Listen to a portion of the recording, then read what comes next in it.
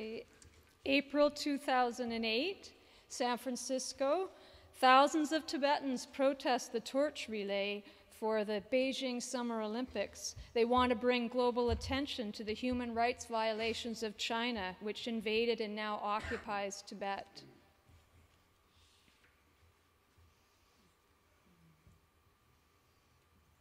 Tibetans and Buddhist monks and nuns have been jailed, tortured, and killed for practicing their religion in Tibet, even just for having an image of the Dalai Lama on them. There's no freedom of speech or freedom of assembly in what was their home country.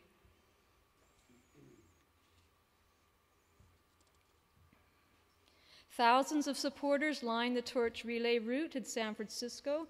The police tell them to keep to the sides off the waterfront Embarcadero, but they fled onto the street. A San Francisco city councilor is in the front row holding the sign, "No torch in Tibet." On the opposite side of the relay route are the pro-Chinese supporters who are waving Chinese flags and images of the Olympic mascot. San Francisco was the only North American city chosen for the Beijing Olympic torch relay because of its high Chinese population. And not high as in other ways. Okay, so the two groups do clash verbally, but there's no physical violence. All day, the pro-Tibet protest organizers keep reinforcing the message of nonviolence, which is one of the core tenets of Tibetan Buddhism.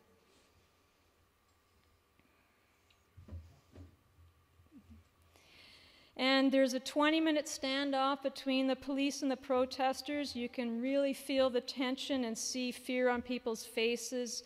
And it felt like a riot could break out and people were scared, but the organizers again repeat the message of nonviolence, and there isn't any.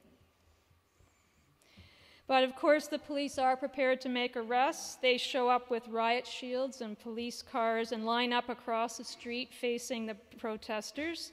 There's a lot of confusion because the official torch relay route kept changing. Nobody knew where the torch was going to be, but again, there was no violence.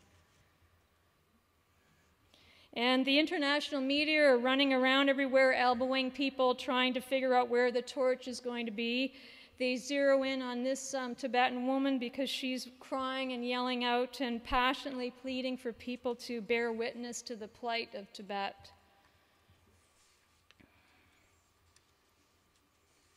And this is one example of the many placards that protesters were showing. It shows a Tibetan Buddhist monk surrounded by some of the torture equipment and weapons used against Tibetans who speak out against the Chinese regime or openly practice their religion.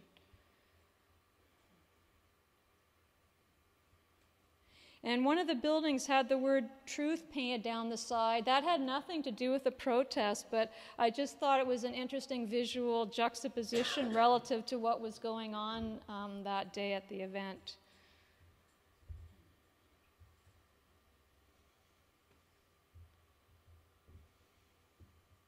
And at night, dignitaries and celebrities like Desmond Tutu and Richard Gere speak in favor of peace and the Tibetan cause. Richard Gere has been a long-time Buddhist supporter and meditator. He's a friend of the Dalai Lama, and I'm sure he's given lots of money to the pro-Tibet cause. Okay, we shift to winter 2010 in downtown Vancouver. Protesters speak out against the so-called free speech zones. The city told people that if they spoke against the Olympics or displayed any anti-Olympic signs outside these designated areas, they'd be fined or arrested. And we call ourselves a democracy. So many Vancouver residents showed up with their own signs showing their view about what they thought about the Olympics lining along the torch relay in Vancouver and exercised their free speech.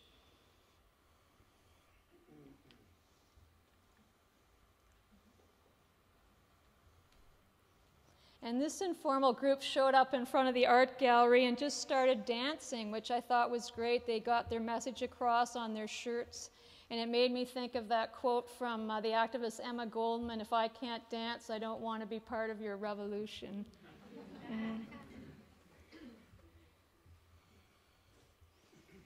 And some protesters on Commercial Drive started to try to stop the torch relay by putting across wool and barbed wire. I mean, I didn't agree with the tactics, but that's what they were doing. But the police stood by, they watched, they didn't intervene, and I actually thought they handled the situation really well. There was no violence. And this is Karachidi. I invented her as the twin sister of Kwachi, the Olympic mascot. I did a series on my blog with her in various situations. As you can see, it says communities, not Olympics. I had a lot of fun with that.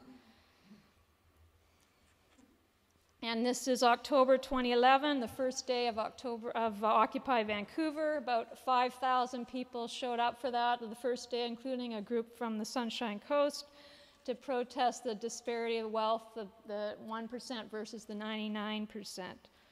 And there was a great array of different signs there. And then they closed off the Georgia Street for the block in front of the art gallery, and it just became like a really open community, and people were expressing themselves, doing chalk on the sidewalks like this one, "I want to be able to afford a home."